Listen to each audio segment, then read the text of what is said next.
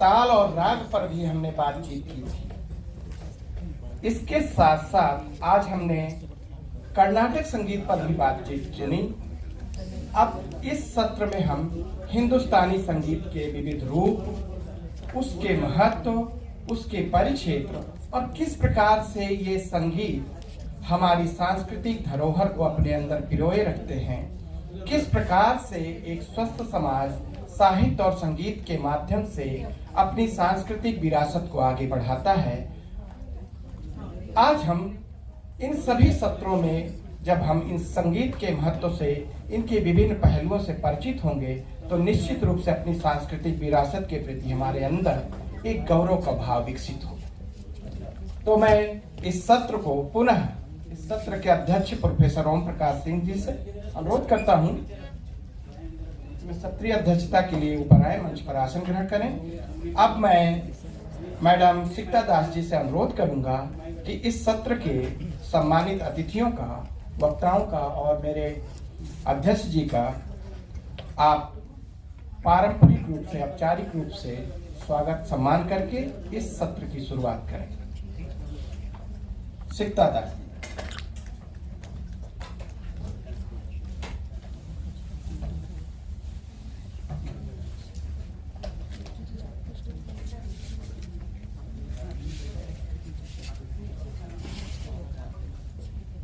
विद्वानों का जितना सम्मान किया जाए कम है, क्योंकि इन्हीं के माध्यम से हमारी विरासत आगे बढ़ती है। मैडम सिकता दास जी पुष्पगुच्छ देकर आदरणीय अध्यक्ष जी का स्वागत कर रही हैं। मैं आप सबसे कहूंगा कि ताली बजाकर मैम थोड़ा सा इस तरफ को आ जाइए प्लीज, थोड़ा सा इधर आ जाइए।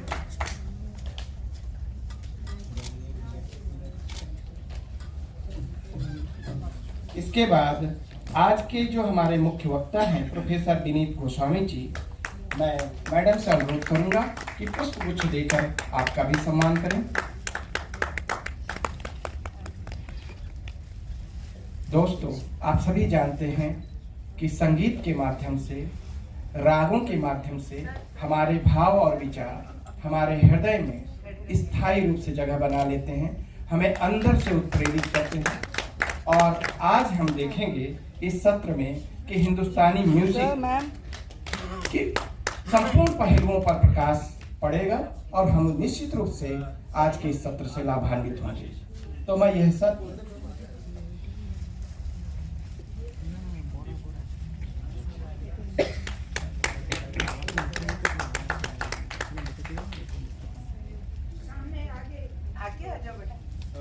आप लोग थोड़ा सा आगे आ जाइए ना।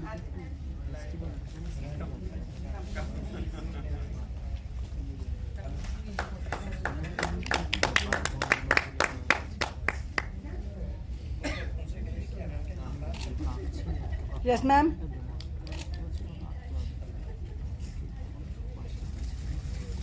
अंग वस्त्र देकर सम्मान करना ये सिर्फ संपूर्ण भारतीय संस्कृति का प्रतीक भी है और ये जो अंग वस्त्र है ये तो उड़ीसा की सांस्कृतिक धरोहर है।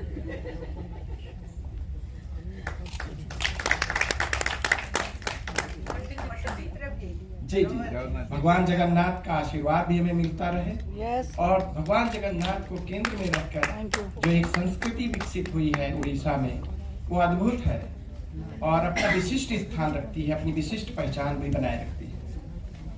तो भगवान जगन्नाथ को स्मरण करते हुए मैं यह सत्र प्रोफेसर विनीत गोस्वामी जी को सौंपता हूँ। आज वे हिंदुस्तानी संगीत के बारे में हमें अवगत कराएंगे, उसके विभिन्न पहलुओं से हमें परिचित कराएंगे। मैं पुनः सभी की ओर से आपका अभिनंदन करता हूँ। स्वागत।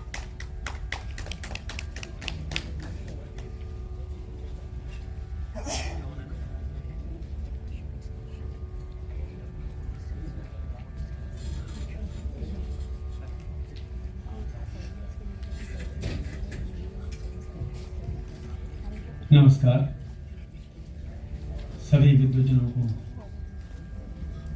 सप्रेम और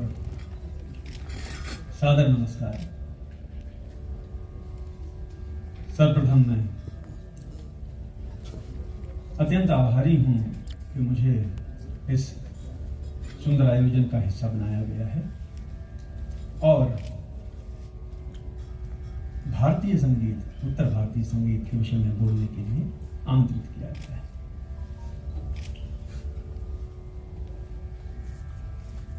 मैं संगीत का एक छोटा सा विद्यार्थी हूं और इतने बड़े संगीत को कुछ मिनटों में समाहित करना बहुत कठिन कार्य है। जो ये बड़ा कार्य मुझे सौंपा गया है, मैं प्रयास करूंगा कि उत्तर भारतीय संगीत की कुछ झलक आपके सामने प्रस्तुत कर सकूं। सबसे पहले मैं निवेदन करूंगा आदरणीय जितेंद्र जी से कि वो अगर तबले में मेरा साथ दे पाएं, तो क्योंकि मेरे साथ तबला वादक हैं लेकिन वो सायंकालीन सत्र में हैं, तो आपसे निवेदन कि आज के इस सत्र में आप अगर सहयोग करें।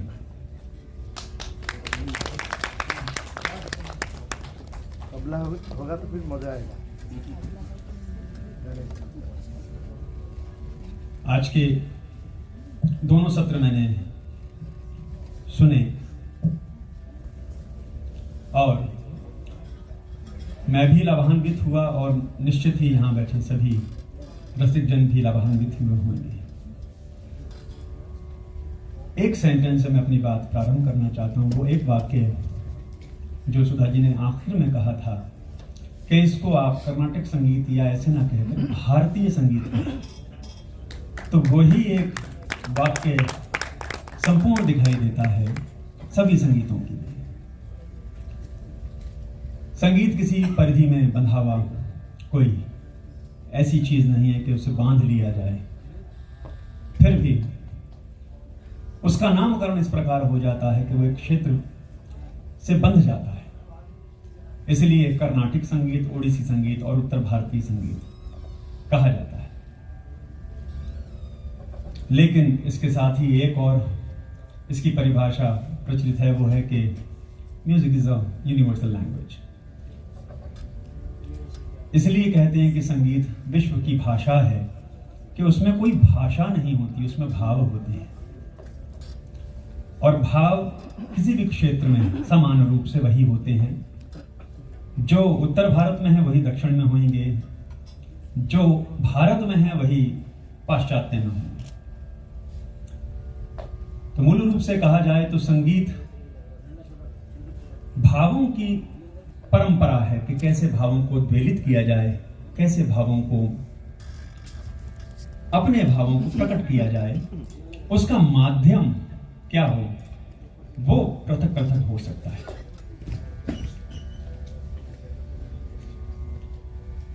संगीत प्रकृति की मनुष्य को दी गई सबसे अनुपम भेंट है, इसमें कोई भी संदेह नहीं है। केवल संगीत ही ऐसी वस्तु है, ऐसी चीज है, ऐसी कला है,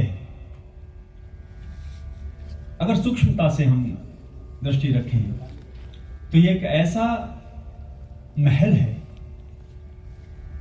जो हम बनाते हैं और वो गिरता रहता है और नया महल बनता रहता है, बनता रहता है, बनता रहता है। और हर बार ये प्रयास होता है कि ये जो अब बने महल, ये जो अब मैं इसके बाद मैं ये दूसरा महल बनाऊं, ये पहले वाले से बेहतर हो। संगीत में ये जो सोचने की प्रवृत्ति है, संगीत में ये जो परिकल्पनाएं हैं जो निरंतर उपजती रहती हैं, यही शायद संगीत के परिवर्तनशील होने का कारण भी बनी। संगीत एक ऐसी श्रृंखला से होता हुआ आया है जहां सामगान से लेकर आज बहुत चर्चा हुई है नाट्यशास्त्र इत्यादि ग्रंथों पर, और वो मध्यकाल, प्राचीन काल इत्यादि, कि हम कह सकते हैं कि वो जो प्राचीन स्वरूप था आज वो विद्यमान हालांकि नहीं है, लेकिन उसके मूल तत्व आज भी विद्यमान है। जैसे मनुष्य, जो प्राचीन मनुष्य है, मध्यकालीन युग का मनुष्य होगा या उसके बाद का मनुष्य होगा और वर्तमान का मनुष्य होगा, उसमें फर्क होगा। और वर्तमान में भी जो 19वीं शताब्दी का होगा और वर्तमान अब आधुनिक युग का होगा, उसमें परिवर्तन होगा, विचारों में भी, पहनावे में भी, भाषा में भी। तो ये परिवर्तन संगीत की वो ऊर्जा है जो संगीत को बनाए रखती है। परिवर्तन तो करती है लेकिन उसका मूल स्वरूप बनाए रखती है। चूंकि मैं आज उत्तर भारतीय संगीत के विषय में अपने विचार प्रस्तुत करने आया हूं, तो मैं वहीं तक अपने आप को सीमित करूंगा। हम सभी जानते हैं संगीत कि जो जितनी भी व्याख्याएं हुई हैं, जितनी भी परिभाषाएं हुई हैं, उसमें संगीत 3 विधाओं का सम्मिश्रण बताया गया है। गायन, वादन, नृत्य। इन तीनों के सम्मिश्रण से ही संगीत बनता है, ऐसा बताया गया है। लेकिन पृथक पृथक ये तीनों ही विधाएं अपने आप में संपूर्ण संगीत हैं। तो उसमें वो क्या तत्व है, वो क्या मूल है जो विद्यमान है, जो उसे संपूर्णता देता है। अगर हम गायन वादन की ही बात करें केवल, तो उसमें 2 मूल तत्व, स्वर और लय। ये स्वर और लय क्या है? एक बार वार्तालाप करते करते, ऐसी चर्चा करते करते एक बहुत सुंदर दृष्टांत सामने आया।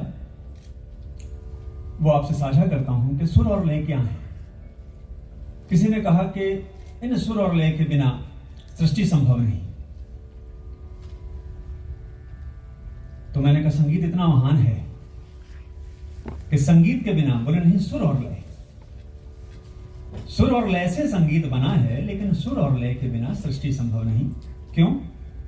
चाहे हम बिग बैंग की बात करें, चाहे हम किसी और उस नाद की बात करें जो सृष्टि में विद्यमान है, तो वह स्वर ही है, लेकिन वो एक निश्चित लय पर है। इसका भी होना अति आवश्यक है। अगर वो नहीं हो तो ये सृष्टि अस्थिर हो जाए।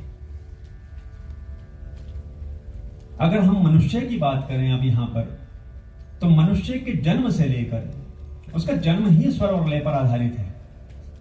इस बात की पुष्टि के लिए मैं कहना चाहता हूं कि जब बच्चा गर्भ में होता है तो उसके होने का प्रमाण क्या होता है? उसके होने का प्रमाण वो निश्चित लय है, वो धड़कन है, वो लय है। अगर वो लय निश्चित नहीं होगी, एक समान रूप नहीं होगी, तो जीवन का होना कठिन हो जाएगा, सामान्य जीवन में भी। और सुर वह सुर है जो उस धड़कन की प्रतिध्वनियों से प्रारंभ हुआ है, या सृष्टि में आने के बाद उसका पहला स्वर है। वह रोना है या बोलना है या उसका, तो बिना और सुर लय के ये सृष्टि संभव नहीं है। तो हम परिकल्पना कर सकते हैं कि हम कितनी महान विधा के उस धारा में हम सहयोगी बने हैं। संगीत जैसी विधा, संगीत जैसी कला अगर किसी को मिले तो यह उसके कई पुण्य कर्मों का फल होता है, ऐसा बताया जाता है। उत्तर भारतीय संगीत में यह तीनों ही विधाएं, गायन, वादन, नृत्य, अपने तीनों रूपों में प्रस्तुत होती हैं। जैसे ये तीनों रूप कौन से हैं? वह रूप है शास्त्रीय, उपशास्त्रीय और सुगम। क्योंकि मेरा जो टॉपिक है वो है हिंदुस्तानी म्यूजिक इन ओवरव्यू, तो मैं पूरे संगीत पर एक प्रकाश डालने का प्रयास कर रहा हूं। मूलतः मैं लौट कर फिर शास्त्रीय संगीत पर आ जाऊंगा। इसमें शास्त्रीय संगीत अर्थात जो शास्त्र आधारित हो, या वह संगीत जिसका शास्त्र बनाया जा सका है, वह शास्त्रीय संगीत हुआ। उपशास्त्रीय उसी का एक छोटा रूप, लेकिन शास्त्र उसका भी है। लेकिन क्या सुगम का शास्त्र नहीं होता? नहीं, सुगम का भी शास्त्र होता है, भले ही वो लिखा ना गया हो या उसको प्रदर्शित ना किया गया हो। इस प्रकार ये तीन रूप मिलते हैं। और शास्त्रीय, अगर मैं गायन और वादन की विधाओं में कहूं तो कई विधाएं मिलती हैं जो शास्त्रीय संगीत को प्रदर्शित करती हैं। जैसे वर्तमान में जो प्रचार में है, ध्रुव ध्रुपद, धमार, ख्याल, ख्याल में भी छोटा ख्याल, बड़ा ख्याल, इसके अलावा तराना, त्रिवट, चतुरंग, ख्याल नुमा, सरगम गीत भी, लक्षण गीत भी, एक और गीत विधा होती है ताल गीत, जो कि अभ्यास की विषय है। ये सभी शास्त्रीय संगीत में समाहित होते हैं। और शास्त्रीय संगीत की अलग से विधाएं हैं, ठुमरी, दादरा, चैती, कजरी इत्यादि। ऐसे ही सुगम संगीत की विधाएं, गीत, गजल, भजन इत्यादि। इतनी विधाओं के बनने के कुछ ना कुछ तो कारण रहे होंगे, चाहे वो शास्त्रीय संगीत की बात कहें, चाहे उपशास्त्रीय संगीत की, चाहे सुगम संगीत की। इतनी विधाओं के बनने में वो क्या मूलभूत कारण थे जिन कारण से ये विधाएं बनी? वह कारण था मानव का अपना स्वभाव, अपनी परिकल्पनाएं, अपना सोचने का तरीका, अपना कुछ नया कहने का। और जो बात कही गई है, जिसे आज आपने भी, जना साहब ने भी कहा कि हम परंपराओं को लेकर चलते हैं, लेकिन परंपरा में अपने विचार प्रस्तुत कर उसमें नवीनीकरण करके कुछ नया प्रस्तुत करने का विचार रखते हैं। यमन तो वही है जो कई सौ सालों से चल रहा है, भैरव तो वही है, लेकिन हम कैसे उसे सोचते हैं, हम कैसे उसे देखते हैं, यह उसके अंदर नया नवीन परिवर्तन की संभावनाएं व्यक्त करता है। और इसीलिए इतनी सारी विधाएं बनी भी होंगी। जैसे ख्याल की ही अगर बात करें तो ध्रुपद, धमार जब सब जगह प्रसिद्ध था, उसी का गायन होता था, तब कोई ऐसी विधाएं जो ध्रुपद की चार दीवारी से बाहर झांक सकें, ऐसी विधाओं की कमी थी। तो कुछ ऐसी विधाएं पल्लवित हुई। एक और मैं बात इसके बीच में लगा दूं कि उत्तर भारतीय संगीत बहुत सारे मिथ में भी रहा है कि उसमें किसने क्या बनाया और किसने कैसे उसको पल्लवित किया, लेकिन हम उधर नहीं जाके केवल यहां पर आते हैं कि इतनी सारी विधाएं बनी क्यों। तो जब ध्रुपद, धमार के बीच में कुछ नई विधाओं का या कुछ नया सोचने की जब बारी आई, तब जाकर ख्याल का जन्म हुआ। कहते हैं कि अमीर खुसरो ने उसका जन्म किया, लेकिन वो कई साल सुप्त अवस्था में था। और यह भी माना जाता है कि वो लोक संगीत की एक धारा का भी एक विधा थी। लेकिन वर्तमान में अगर शास्त्रीय संगीत उत्तर भारत की बात करें तो ख्याल सबसे प्रसिद्ध गायन विधा बन गई है। तो ख्याल जैसा ख्याल मतलब विचार, मतलब परिकल्पनाएं, कल्पनाएं, आपकी सोच, ये सब शब्द उसमें समाहित हैं। अपने विचारों से बंधन में रहते हुए कुछ गायन करना, बंधन फिर भी आवश्यक है, तभी वो शास्त्रीय संगीत होगा। बंधन में रहते हुए अपने विचारों से, अपनी कल्पनाओं से कुछ नवीन कहना। अब बंधन किस बातों का है? राग का है, ताल का है, बंदिश का है, स्वरों का है, स्वर विन्यास का है, स्वर संगतियों का है। लेकिन फिर भी आपको स्वतंत्रता मिलती है कि आप उसमें क्या कुछ नया सोच पाते हैं। तो वह ख्याल है। अब उस ख्याल की कुछ गायन की परंपरा बन गई कि वो कैसे गाया जाएगा, उसकी क्या प्रारंभ होगा, उसका कैसे उसका अंत होगा। तो ख्याल का एक स्वरूप विकसित हो गया। और वो विकसित कैसे हुआ? वो ध्रुपद के आधार पर ही हुआ कि शुरू में नोम तोम के आलाप की जगह आलाप, हालांकि नोम तोम का भी आलाप किसी घराने में गाया जाता है। फिर उसके बाद बंदिश, और बंदिश के बाद फिर अपना लयबद्ध तरीके से आलाप, बहलावा, ताने, तिहाइयां, जोड़ इत्यादि, फिर तिहाई कहकर उसको समाहित करना। तो एक स्वरूप बनने में किसी विधा के बहुत सोच विचार की आवश्यकता होती है। लेकिन धारा के साथ बहते हुए जब वो सोच विचार अपना स्वरूप लेकर आता है, सामने आता है, तो एक बहुत नवीन, एक सुंदर सी विधा सामने आती है। ऐसी एक विधा है शास्त्रीय संगीत की तराना। शब्दों के बंधन से मुक्त होकर लेकिन फिर भी शब्द में रहते हुए, किसी अनर्थक शब्द में रहते हुए, जिसे हम तेनक कहते हैं,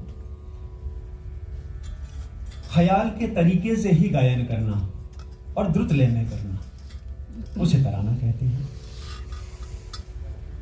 हमारे प्रबंध में इसके 6 अंग बताए गए हैं। स्वर, पद, ताल, तेनक, रुद्र, पाठाक्षर इत्यादि, ये 6 अंग हैं। इन्हीं से बनकर कोई भी विधा बनती है तो तराना उसमें से तेनक की विधा है। तेनक मतलब अनार्थक शब्दों का प्रयोग, उनके अर्थ नहीं होते ऐसा माना जाता है। हालांकि इसमें भी कई कंट्रोवर्सीज हैं कि हाँ, तेनक में भी, तराने के भी कुछ शब्दों के अर्थ होते हैं इत्यादि, लेकिन उधर मैं नहीं जाता फिर क्योंकि बहुत बृहद सब्जेक्ट है, उसमें हर एक में जाने में संभावना नहीं हो पाएगी। तो तराना वह हुआ जो तुम तनाना, तनाना, देरनाना, दिरनाना, दिरदानाना, दिर इत्यादि, जो वीणा के भी बोल थे, उनका भी प्रयोग करके उसमें समाहित करके उस विधा को बनाया गया, वो तराना हो। और तराना हमेशा द्रुत लय में प्रस्तुत करने की परंपरा बन गई। इसी का अगर विलंबित रूप प्रस्तुत किया जाए तो उसे ख्यालनुमा कहते हैं। तराने के बोलों को ही लेकर लेकिन विलंबित लय में प्रस्तुत किया जाए तो वो ख्यालनुमा हो जाएगा। एक और विधा है त्रिवट। त्रिवट जैसा नाम से ही आप समझ पा रहे होंगे कि त्रिकट, धृकट, त्रिकट, पाठाक्षरों को लेकर, मृदंग के, पखावज के इत्यादि बोलों को लेकर, तबले के बोल लेकर जो रचना की जाए उसको त्रिवट कहते हैं। इसमें भी एक कंट्रोवर्सी है कि वो त्रिवट केवल पखावज के बोले नहीं, उसमें 3 अंगों के बोल भी लिए जाते हैं, जैसे पाठाक्षर, तराना और पद, तीनों को सम्मिलित कर लिया और वो त्रिवट हो गया। लेकिन ऐसे भी त्रिवट देखने को मिलते हैं जिसमें केवल पाठाक्षर ही है, तो ये गायन विधा कहलाती है त्रिवट। इसके अलावा चतुरंग, नाम से ही आप समझ रहे होंगे कि चतुरंग, जहां 4 रंग हों, वो 4 रंग वही अंगों में से लेकर बनाए गए हों, जैसे स्वर, पद, पाठाक्षर, तेनक, यानी कि सरगम के बोल या कोई पद साथ में सम्मिलित हो जाए, तेनक यानी तराने के बोल सम्मिलित हो जाएं, पाठाक्षर मतलब कोई मृदंग के बोल, पखावज के बोल उसमें सम्मिलित हो जाएं। तो जब ये चारों अंगों को मिलाकर कोई विधा बनेगी तो उसे कहेंगे चतुरंग। यह भी शास्त्रीय गायन की विधा है। इस प्रकार आप देखेंगे कि गायन में ही इतनी विविधता है, शास्त्रीय संगीत में इतने प्रकार की गायन विधाएं मिलती हैं, उसमें सिद्धस्थ होने में पूरा जन्म लग जाता है। एक विधा में ही तो इतनी विधाओं में कैसे कोई सिद्धस्थ हो। इसीलिए हमारे यहाँ उत्तर भारत संगीत में ध्रुपदिया होते हैं, ख्यालिये होते हैं।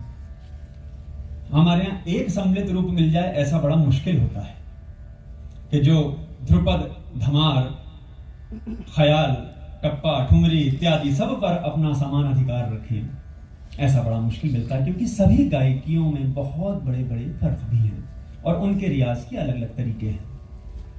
अगर आप एक तरीके के रियाज पर आप कंसंट्रेट करेंगे तो आपका दूसरे तरीके का रियाज छूटेगा ही छूटेगा। तो इस प्रकार शास्त्रीय संगीत, उत्तर भारतीय शास्त्रीय संगीत में इतनी विधाएं हैं और इन विधाओं में सिद्धस्थ ऐसे ऐसे कलाकार हुए हैं जिन्होंने इन विधाओं को अमर बनाया है और अपने नाम कर लिया। जैसे तराना बोले जाए तो उनके नाम का, ख्याल बोला जाए तो उनके नाम का इत्यादि। यहां पर एक और बात सम्मिलित करने की है कि सारी गायन विधाएं, ये गायन परंपराएं बनने के बाद उसको संजो कर रखना, उसमें श्रीवृद्धि करके आगे बढ़ाना, उसमें कोई नई बात जोड़ना, इन सब का कार्य उत्तर भारत के संगीत घरानों ने किया। उनका योगदान अविस्मरणीय है। अगर ये घराने ना होते तो ये संगीत यहां तक पल्लवित होकर हमें प्राप्त नहीं होता। और इतनी वर्सेटैलिटी के साथ में कि कहीं किस प्रकार का गायन है, ख्याल गायन ही है लेकिन उसका स्वरूप बिल्कुल परिवर्तित है। इन घरानों में आपने नाम सुने ही होंगे, ग्वालियर घराना, आगरा घराना, किराना घराना, रामपुर सहसवान घराना, भिंडी बाजार घराना, पटियाला घराना। इतने घराने हैं उत्तर भारतीय संगीत में, हर क्षेत्र के, हर शहर के नाम पर, हर गांव के नाम पर। अभी हमारे विश्वविद्यालय में एक पीएचडी हुई हरियाणा पर, तो हरियाणा के कई गांव में के नाम राग रागनियों के नाम पर है, घरानों के नाम पर। तो सुनकर ये लगा कि एक क्षेत्र जहां पर इन कलाकारों ने रहकर अपनी संगीत साधना की होगी और अपनी संगीत साधना के बल पर एक घराना तो बनाया ही बनाया, उस क्षेत्र का नाम भी विश्व प्रसिद्ध कर दिया, ग्वालियर। यहां संरक्षण हुआ संगीत का और यहां से ना जाने कितने बड़े बड़े कलाकार निकले, जिन्होंने संगीत को न केवल संजोया, उसमें परिवर्तन करके, उसमें कुछ नई बात ऐड करके या उनकी किसी खास बात को बढ़ाकर नए नए घरानों का जन्म। तो ये घरानों का कार्य रहा अपनी गायकी और अपने प्रदर्शन के तरीकों में फर्क कर करके नए नए घराने बने। एक बड़ा अच्छा प्रसंग याद आ रहा है कि रामपुर सहसवान घराना, क्योंकि मैं मूलतः मुरादाबाद से हूं और रामपुर मेरे नजदीक का ही शहर है, तो मेरा वहां के विषय में बोलना भी इनाचित हो जाएगा। रामपुर सहसवान घराना जब बना, उस्ताद इनायत हुसैन खान साहब ने जब उसकी नींव रखी, उस्ताद बहादुर हुसैन खान साहब के पास जब वो सीखने गए, और बहादुर हुसैन खान साहब स्वयं में ख्यालिये नहीं थे, लेकिन उन्होंने उन्हें ख्याल सिखाए, तराने सिखाए, बहुत बंदिशें सिखाई, और इस घराने का नाम रामपुर सहसवान घराना पड़ा, क्योंकि वो उस्ताद इनायत हुसैन खान साहब सहसवान के थे, जो पास में एक क्षेत्र है, और बहादुर हुसैन खान साहब रामपुर दरबार के कलाकार थे। इन दोनों के सम्मिश्रण से ये नाम पड़ा रामपुर सहसवान घराना। लेकिन इसमें एक नाम और ऐड होता है बाद में। जब ग्वालियर में एक बड़ा जलसा हो रहा था और उस्ताद हस्सू हुसैन खान साहब, हद्दू से और हस्सू हुसैन खान साहब अपनी बहन के लिए एक सुयोग्य वर ढूंढ रहे थे, तो उस्ताद इनायत हुसैन खान साहब वहां कार्यक्रम में जाते हैं और उनको उनका गायना पसंद आता है, तो कहते हैं कि ये इनके लिए सुयोग्य वर हैं। तो उन्होंने उनसे उनकी शादी कराई और उस घराने का नाम परिवर्तित होकर रामपुर सहसवान ग्वालियर घराना हुआ, क्योंकि बहुत सी बंदिशें दहेज में दी गई। ये परंपरा कितनी सुंदर परंपरा है कि हम क्या दे रहे हैं, हम अपनी संस्कृति आगे बढ़ा रहे हैं। तो उन्होंने बहुत बंदिशें दी, बहुत अपना गायन दिया कि ग्वालियर घराना क्या है, और उनके गाने में वो बात झलकी भी। तो इस घराने का नाम रामपुर सहसवान ग्वालियर घराना हो गया, जो बाद में फिर रामपुर सहसवान हो गया। तो ये संस्कृति, ये परंपरा, ये सुंदर समायोजन हमारे घरानों में होता रहा है, चाहे वो जयपुर अतरौली का हो, उसका भी किस्सा बड़ा मजेदार है। ये जो किस्से हैं, शास्त्रीय संगीत के हों, चाहे कलाकारों के हों, चाहे उस समय के कोई किसी कार्यक्रम के हों, इतने सुंदर होते हैं कि उससे ही आपको उस शास्त्रीय संगीत की झलक मिल जाती है कि क्या होता होगा। जैसे आज मैं बैठा सोच रहा था कि मैं ना तो कर्नाटक संगीत के वो पद समझ पाया, क्योंकि मेरी भाषा नहीं है, ना ही मैं उड़ीसा के वो पद समझ पाया, लेकिन संगीत समझ पाया।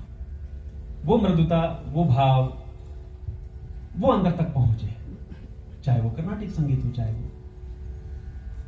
तो ये जो भावों का आदान प्रदान है संगीत के माध्यम से, ये शास्त्रीय संगीत में एक बड़ी पुरानी कहावत है कि बड़े ख्याल में पद का कोई महत्व नहीं है। अगर आपने अपना एड्रेस भी गा दिया है तो आप बड़े ख्याल गा सकते हैं, उसके अंदर पद का कोई खास महत्व नहीं है। जैसा कि आज जना जी ने बताया कि यहाँ शब्दों का महत्व है, साहित्य का महत्व है। इसलिए हमारे उत्तर भारतीय संगीत में आजकल नया प्रचलन, हालांकि गुरुतुल्य राव जी बैठे हैं, मैं प्रारंभ की कुछ चेष्टाएं भूल गया, उसको मैं फिर से प्रारंभ कर दूं कि मैं सबसे पहले प्रणाम कर लूं। राम साहब यहाँ बैठे हैं गुरुतुल्य, और सिकाता जी को धन्यवाद कि उन्होंने ये इतना सुंदर समायोजन किया है। तो कई बार ऐसा सुनने में मिला है कि बड़े ख्याल में पद की कोई खास आवश्यकता नहीं होती, इसलिए इस शास्त्रीय संगीत को अब नाम रागदारी संगीत कहकर भी बुलाया जाने लगा है, और ये अप्रोप्रिएट लगता है क्योंकि रागदारी है, राग पूरे विश्व में कहीं और नहीं मिलता, वो भारत की ही धरोहर है। तो जब राग हम गा रहे हैं तो रागदारी संगीत कहें तो बेहतर।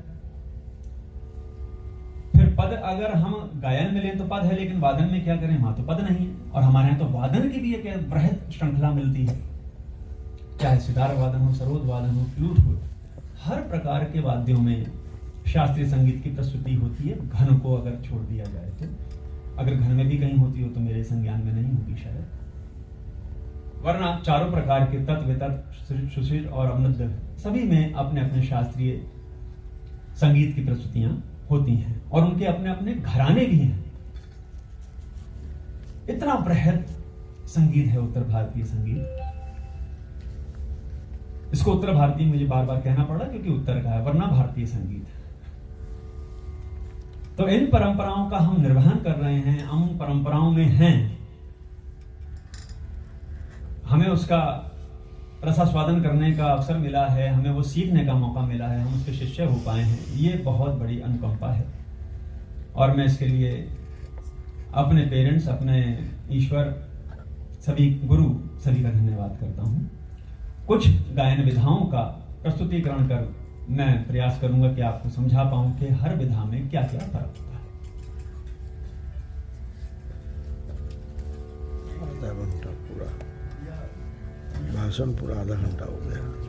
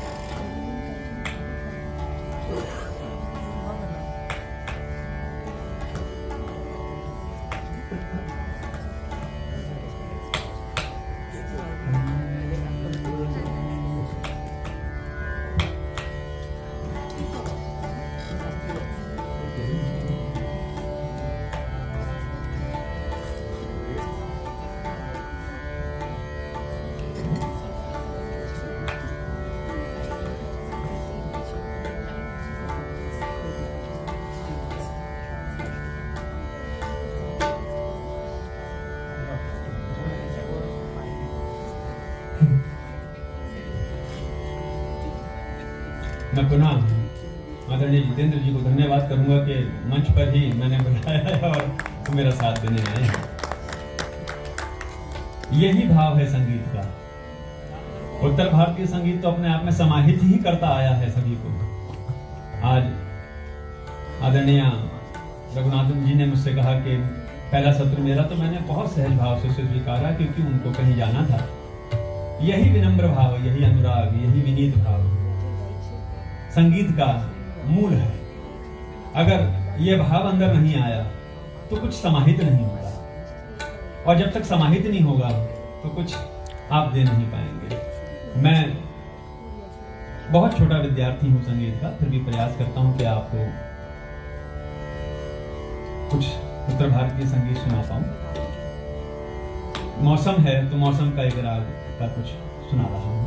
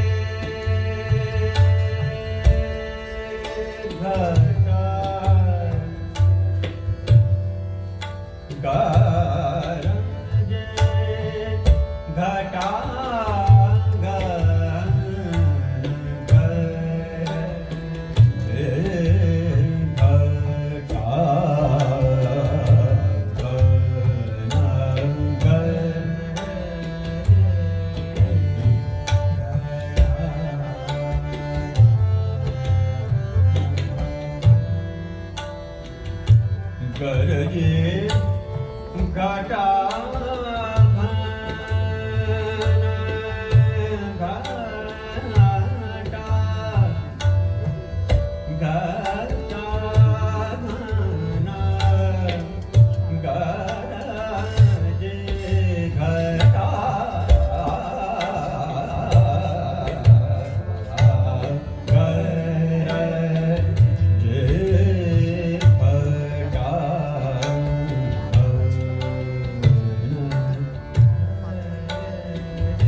ये इसका मध्य लय ख्याल। विलंबित में और विलंबित भी होता है।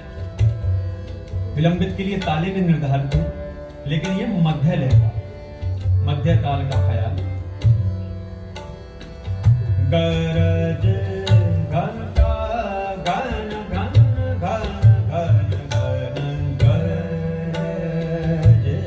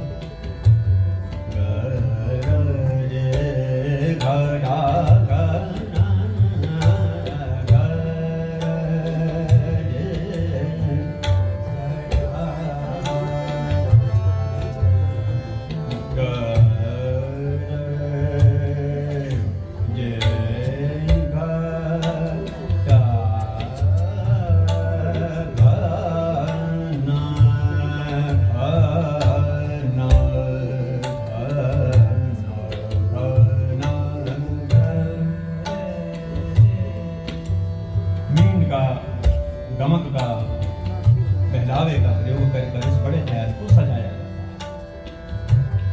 धीरे धीरे लय ऊर्ध्वाधर होती जाती है, गायन की भी, गायन तत्वों की भी और तबले की भी, जो साथ में ताल वाद्य बजता है। गरजे घटा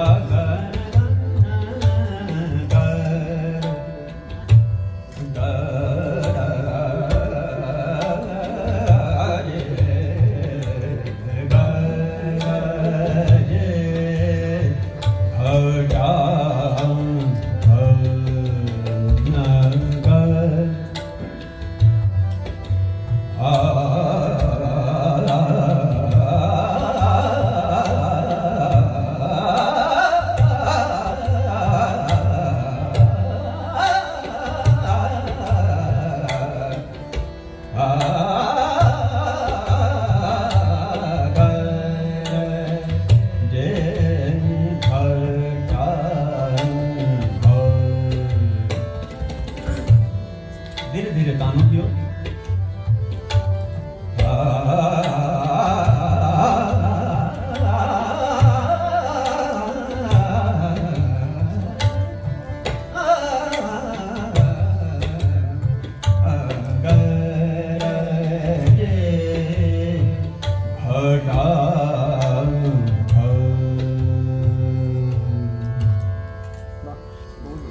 इस प्रकार विलंबित, मध्य, लय निभाए जाते हैं।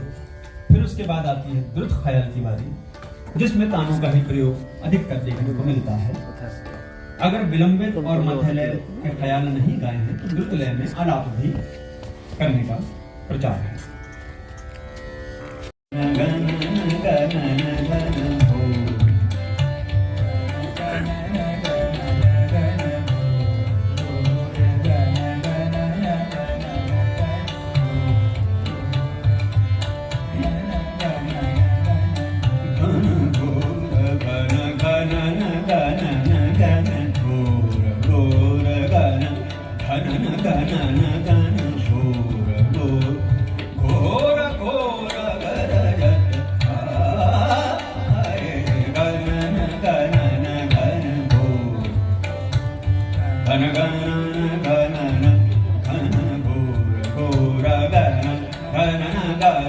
घन गो घोर घोर गरजत आए गणन गणन गण। लय भी ऊर्ध्वाधर बढ़ती जा रही। गणन गणन गणन गण घोर घोर गण गणन गण। सनि रे धनि ध मरे मम निवा सनि रे धनि ध पानि म धनि धनि ध गणन गणन गण गणन गणन गण गणन गणन गण घोर घोर गण गणन गणन गण।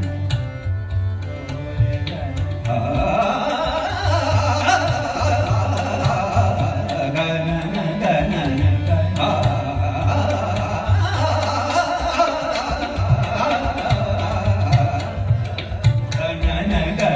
गणन गण।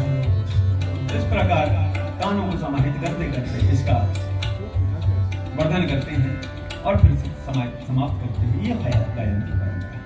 गण गणन गण घन घनन गण घन गणन गणन घन घोर।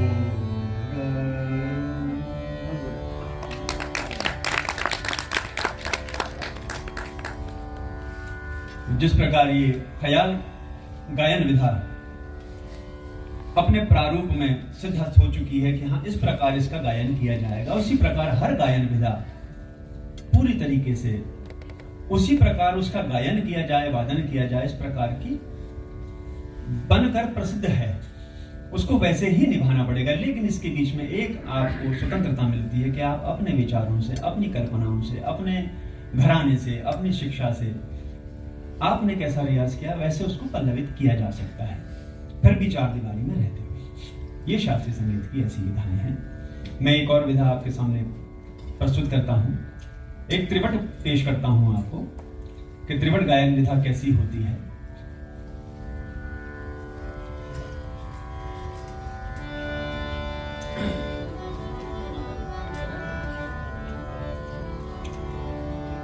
त्रिवट गायन विधा पखावज के बोलों को लेकर ही बनाई जाती, जैसा मैंने बताया। लेकिन 3 अंगों का भी इसमें सम्मिश्रण हो सकता है और होता भी है। ऐसी बहुत सारी रचनाएं मिलती हैं सुनने के लिए। तो ऐसी ही एक रचना मैं आपके सामने प्रस्तुत कर रहा हूं, जिसमें तबले के बोल भी प्रारंभ ही तबले के बोलों से होता है। यूं तो धीना धी धीना तीना धी धीना झपताल के बोल हैं, परंतु उसका किस प्रकार 3 ताला में प्रयोग कर एक बढ़िया रचना बनाई, परंपरागत रचना है, मैं प्रस्तुत कर रहा हूं।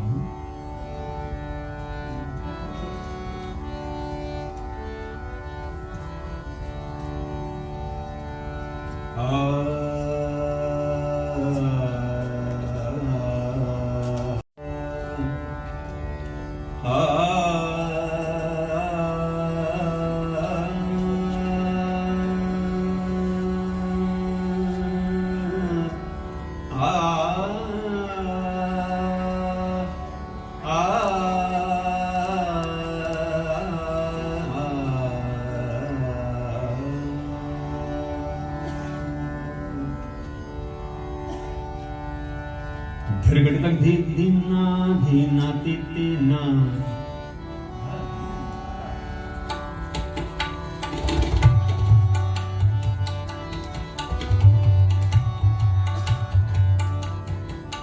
धीरगड़तक धी धीना धीना तीना धीरगड़तक धी धीना धीना तीना धीरगड़तक धी धीना धीना तीना धीरगड़तक धी धीना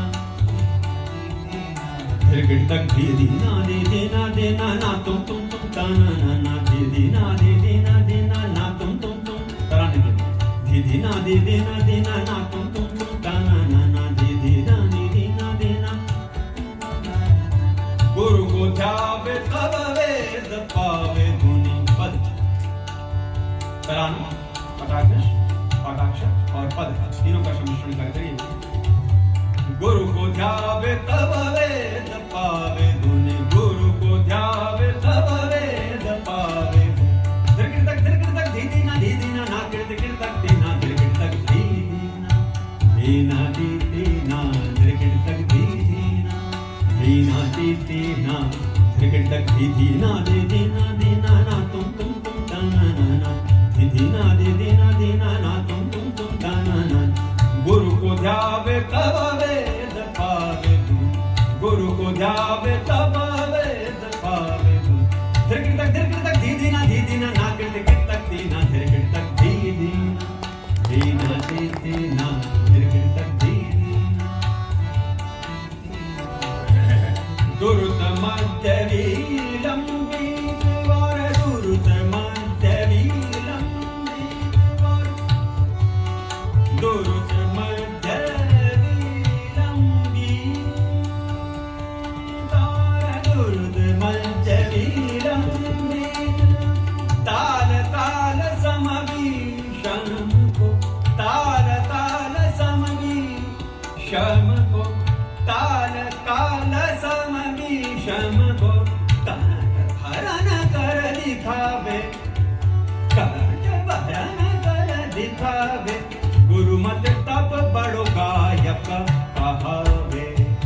धिरकिट तक धी धीना धीना धी धीना धिरकिट तक धी धीना धीना धी धीना धिरकिट तक धी धीना धीना धी धीना धिरकिट तक धी धीना धीना धी धीना धिरकिट तक धी धीना ना तुम ता ना ना ना धीना ना तुम ता ना ना धीना ना तुम ता ना ना ना धीना ना तुम ता ना ना ना। गुरु को जावे तब वेद पावे गुरु को जावे तब वेद पावे धिरकिट तक धीना ना धिरकिट तक धीना धिरकिट तक धीना धीना धिरकिट तक धीना। अब इसका विस्तार भी इन्हीं बोलों से होगा, ये नहीं कि इसमें अवतान कहें या कुछ और कहें, इन्हीं बोलों से धिरकिट तक धीना धीना धीना धिरकिट तक धीना धीना धीना धिरकिट तक धीना धिरकिट तक धीना धिरकिट तक धीना धीना धिरकिट तक धीना धीना धीना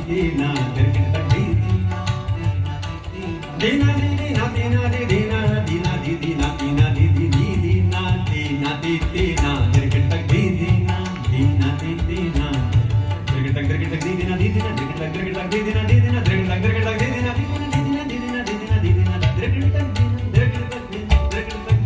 धिरकिट तक धीना धिरकिट तक धीना धिरकिट तक धीना धिरकिट तक धीना धिरकिट तक धीना धीना। ये त्रिवट गायन शैली जिसको त्रिवट के बोलों से ही सजाया जाए ऐसा बताया गया है।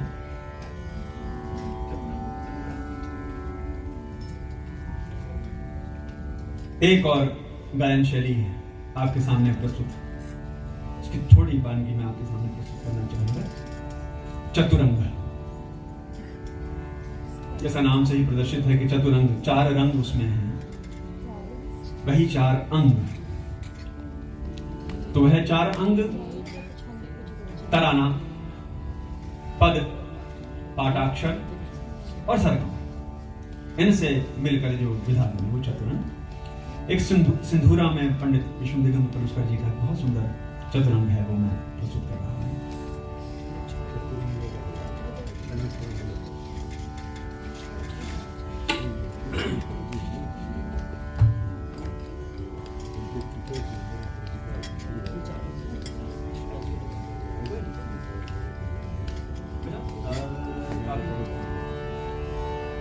सा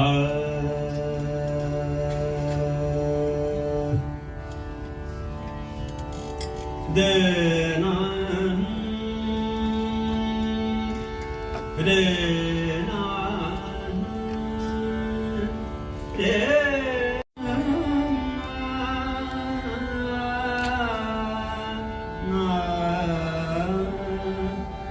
दे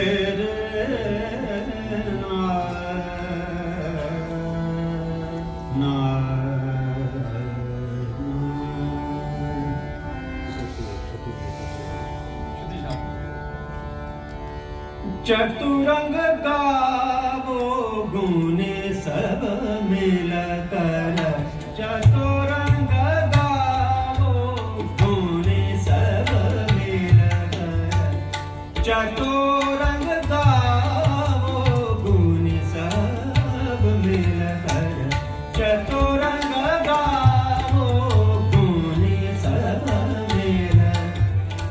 चतुरंग की एक विशेषता और है कि अपनी पहली पंक्ति में ही चतुरंग शब्द आ जाए।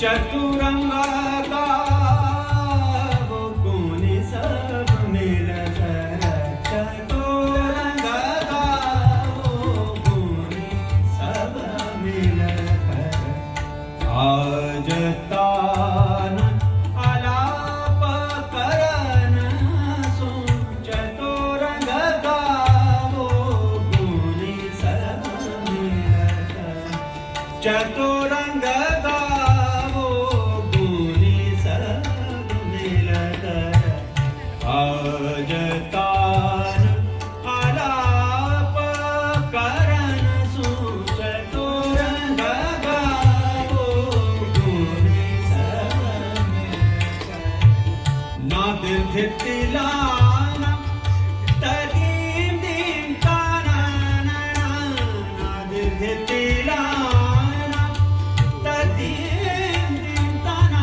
नादिर धितिलाना तदीम दीम ताना सानी धा पा मा गरे सा रे मा पा धा सा, सानी धा पा मा रे मा पा धा सा, सप्त स्वरात्रयो ग्रामा मूर्छना द्विविंशति, नानायको न पंचाशत् इत्येतत् सर्वमण्डलम्, चतुरंग गावो गुण सब मिलकर, चतुरंग गावो गुण सब मिलकर। अब ये चतुरंग बंदिश की नुमा में ही प्रस्तुतिकरण हो गया, लेकिन इसकी प्रस्तुतिकरण 4 अंगों में ही होगी बराबर।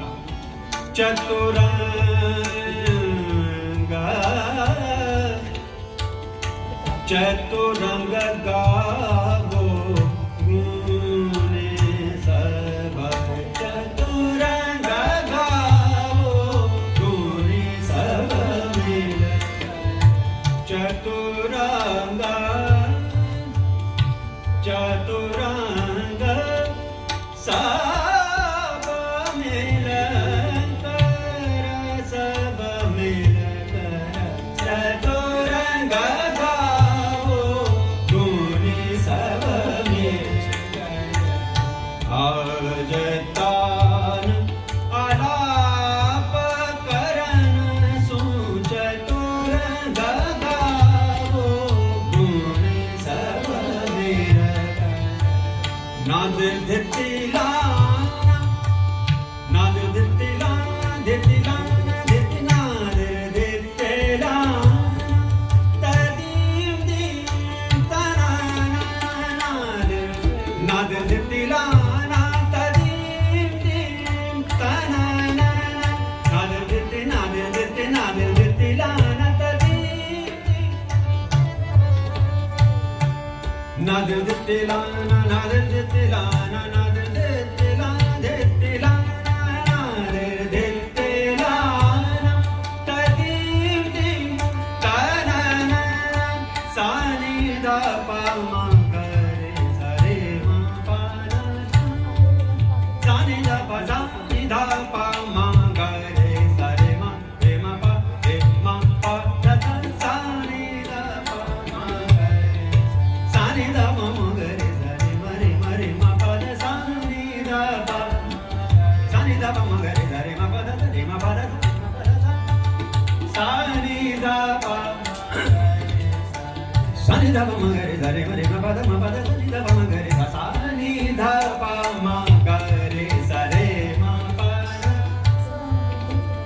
सा रे मा गरे सा रे मा पा धा सानी धा पा मा गरे सा रे मा पा धा रे मा पा धा सानी धा पा मा गरे सा, सानी धा पा मा गरे सा रे मा पा धा सा, सप्त स्वरात्रयो ग्रामा मूर्छना द्विविंशति, नानायको न पंचाशत् इत्येतत् सर्वमण्डलम्, चतुरंग गावो गुण सब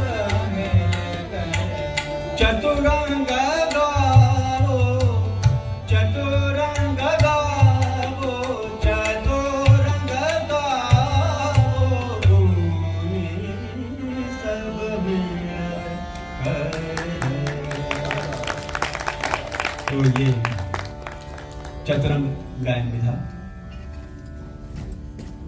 जिसमें 4 अंग।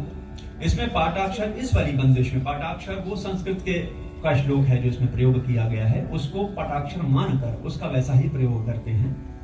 इसमें अलग से पाठाक्षर इस बंदिश में नहीं है। इस प्रकार ये गायन विधाएं पल्लवित हुई। तराना, ख्यालनुमा।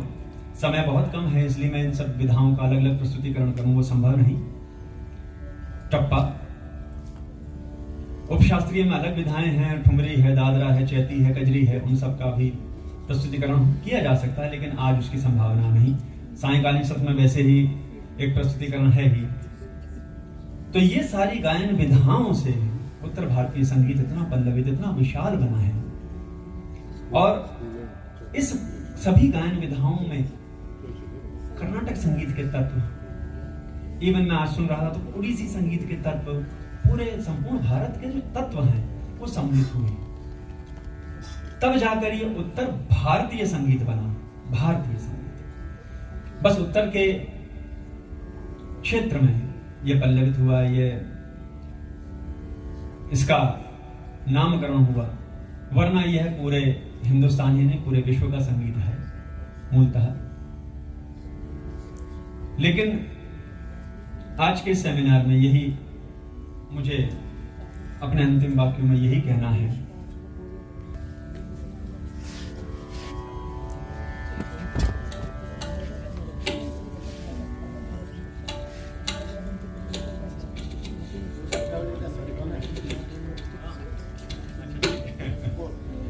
देखिए, उपशास्त्रीय गायन विधा मैंने जैसा पहले ही बताया आपको कि हर एक गायन विधा का अपना एक रंग है और उसकी अपनी तैयारियां हैं। तो आपको कजरी की ही बहन कोई सुना देता हूं ताकि आपको उसका पुट मिल जाए। मध्यम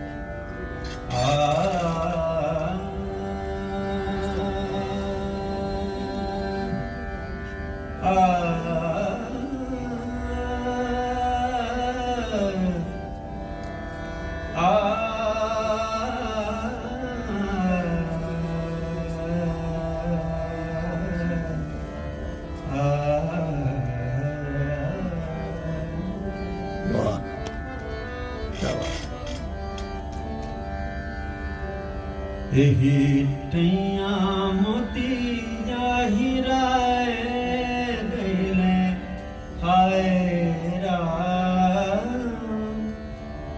कहवा में ढूंढूं मोती जाहिराए गईले हाय राम, अंगना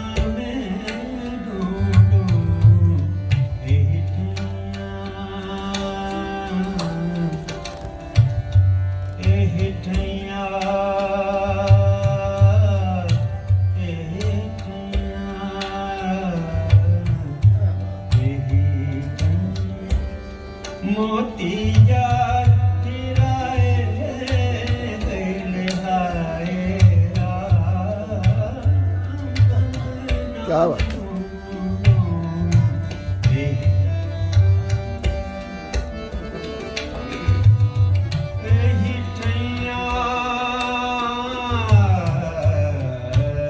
क्या बात है, क्या बात है।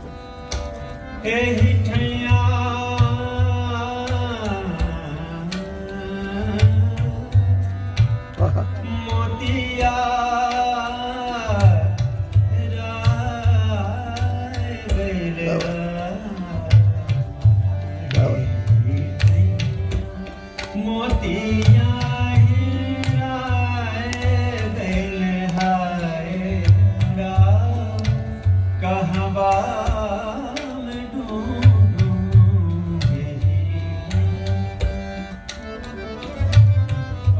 क्या बात है, क्या बात है।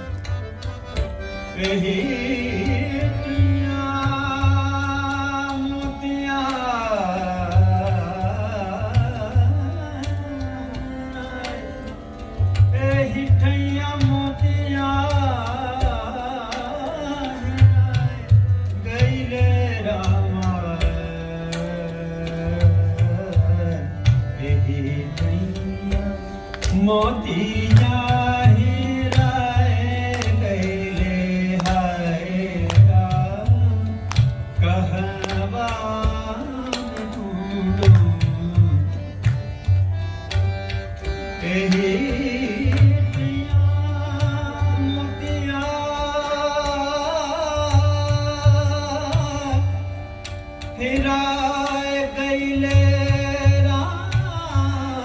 क्या बात है?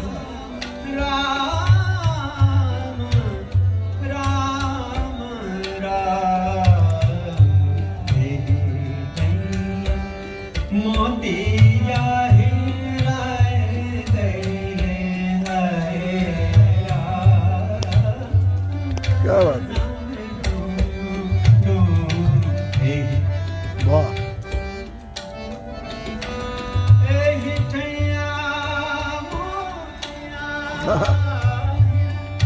मोतिया हिराए गईले राम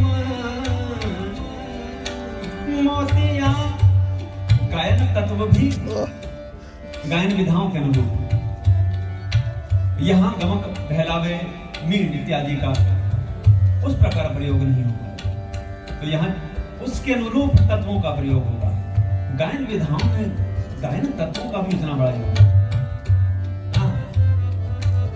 और देखिए ताल भी वैसी, अगर यहाँ दीपचंदी की जगह अगर एक ताला बजे या आड़ा चौताल बजे, वो भी चौदह मात्रा, वो भी चौदह मात्रा, या कुमार बजे, तो कहाँ सेट होगा? क्यों? दीपचंदी खालीपन है। तिन ता धा थिन, हाँ, ये खालीपन देता है आपको जगह। मोतिया हीरा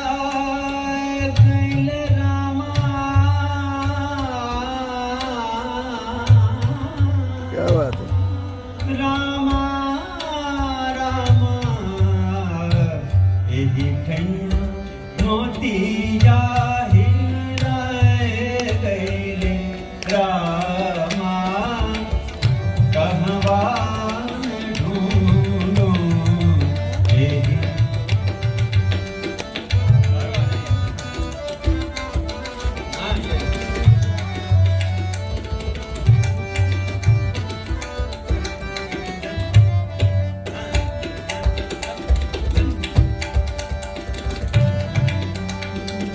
मोतिया हिराए गईले हाय राम कहवा में ढूंढूं एही मोतिया एही ठैया मोतिया एही ठैया मोतिया हिराए गईले हाय राम कहवा